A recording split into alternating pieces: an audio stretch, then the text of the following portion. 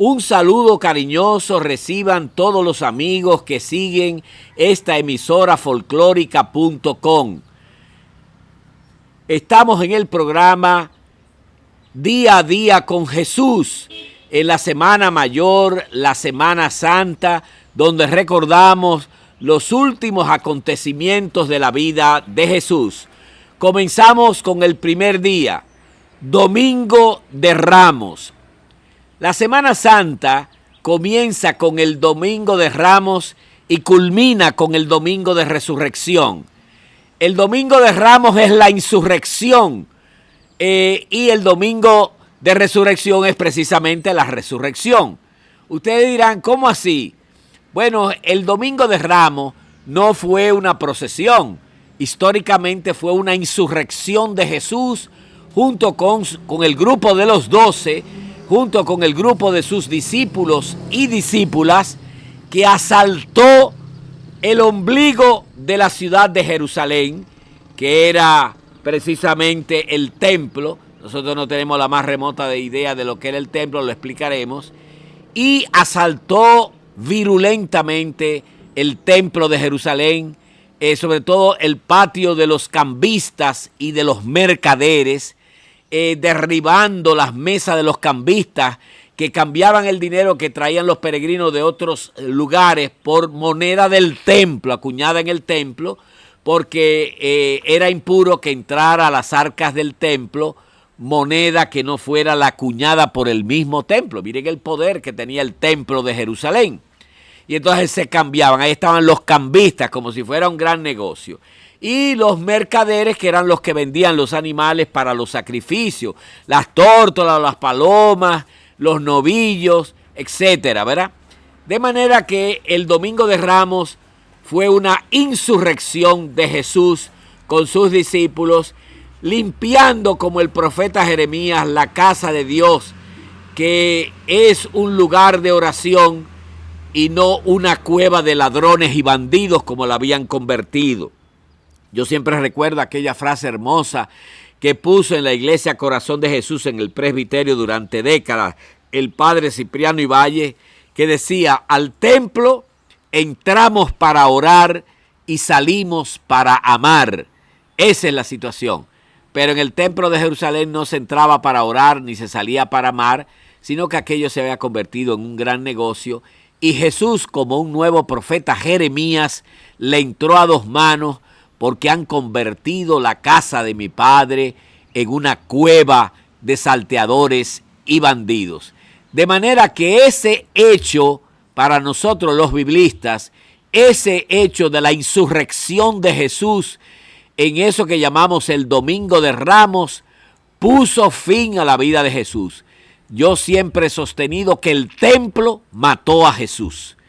Y es importante subrayar eso, porque Jesús, después del domingo, los días siguientes, lunes, martes y miércoles, se va a esconder a Betania, que era su lugar de refugio, en la palmera de Lázaro, donde vivían 3 hermanos que eran muy amigos de Jesús, y donde Jesús de Nazaret iba a botar el golpe. Que esos hermanos eran Lázaro, Marta y María. Y estuvo clandestinamente oculto lunes, martes y miércoles, lo que llamaríamos hoy lunes, martes, miércoles santo. Y el jueves retorna de nuevo a Jerusalén para celebrar la gran cena pascual. Vamos a concluir esta parte del domingo, porque el domingo Jesús es recibido por las multitudes. Las multitudes no sabían que el profeta iba a regresar a Jerusalén, y todo el mundo se preguntaba: ¿vendrá el profeta de Nazaret a celebrar la fiesta de la Pascua?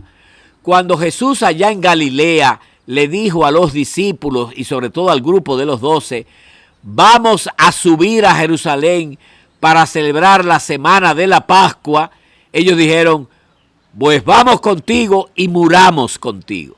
Porque ellos estaban seguros que Jesús no se libraba de eso, porque ya lo andaban buscando, tanto las autoridades judías como las autoridades romanas.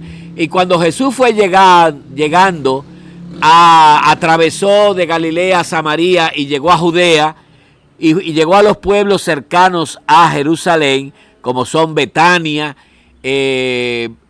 Betfagé, no, Betania, Belén, sí, Betfagé también. La gente se subía en las palmas, tumbaba las pencas, ponía las mantas de alfombra y comenzaban a gritar en hebreo, Hosanna. Hosanna es una expresión hebrea que quiere decir, Señor, sálvanos. Era casi un grito de guerra. Cuando las autoridades judías y las autoridades romanas oían que el pueblo gritaba Hosanna, Hosanna para decirlo en español, Hosanna, eso ellos lo interpretaban como un grito de guerra.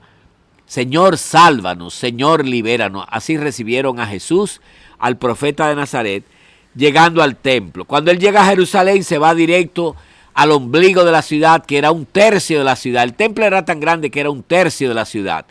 Imagínense ustedes que nosotros no tenemos la más remota idea del poder que tenía el templo. Porque nosotros decimos, bueno, el templo de Jerusalén era como la Catedral Primada de América que nosotros tenemos. No, la Catedral Primada de América se le queda muy chiquito. Habría que hacer una sumatoria por lo menos de 8 instituciones que le voy a decir cuáles son. Templo de Jerusalén es igual, en equivalencia con instituciones dominicanas, a el Palacio Nacional, más el Palacio del Congreso, donde están los senadores y diputados, más la Suprema Corte de Justicia, más el Banco Central de la República Dominicana, más el Ministerio de Educación, más el Ministerio de Salud, más el Ministerio de Defensa, más la Catedral Primada de América. Esas instituciones equivalen hoy más o menos a lo que sería el poder que concentraba. Acuérdense que estábamos en un templo que tenía 6,000 levitas. Los levitas eran sacristanes del templo, pero eran también la policía propia del templo de Jerusalén. 6,000, imagínense, el templo era custodiado por 6,000 levitas. Y al lado quedaba la fortaleza de los romanos que se llamaba la Torre Antonia. De manera que el poder, Jesús sabía que el templo era el ombligo del poder. Por eso la vida de Jesús se puede comparar con una flecha donde el arco que la dispara es Galilea, que era una región de mucha tensión, donde había muchos movimientos guerrilleros y hasta terroristas. Estaban los celotes, que eran guerrilleros, pero estaban los sicarios, que eran terroristas. Había muchas convulsiones sociales porque había mucha miseria y sobre todo los impuestos que cobraban los romanos eran excesivos para la población. El arco que dispara la flecha de la vida de Jesús se llama Galilea. Repito, la flecha de Jesús tenía una punta, una vara y una base. La punta es el Padre, Abba. Después lo voy a explicar por qué Jesús llamó a Dios Abba. La vara era el reino, que era su proyecto, y la base de la flecha de la vida de Jesús eran los pobres. Y la diana era Jerusalén, y el centro de la diana era el templo de Jerusalén. Por eso la flecha de la vida de Jesús se clavó en Jerusalén, en el mismo centro de Jerusalén, que era el templo de Jerusalén, y por eso yo sostengo que el templo mató a Jesús. Que el Domingo de Ramos, cuando lo celebremos, recordemos esa insurrección, porque realmente la resurrección nace de la insurrección. Históricamente, la primera vez en la Biblia que se habla de la resurrección es cuando los macabeos, en el año 165, siglo II antes de Cristo, cuando la insurrección de los macabeos contra Antíoco Epifanes, que era un dominador griego que quiso realmente castrar al pueblo judío, quitándole su identidad cultural, su identidad religiosa, todo eso. Entonces, esa etapa de insurrección y de martirio es la que genera la fe en la resurrección, en la creencia en la resurrección. No todo termina con la muerte, sino que la muerte es la culminación hacia la vida en plenitud. Hasta el próximo segmento, amigos de Horizonte Folclórica, o de la Radio Folclórica, .com.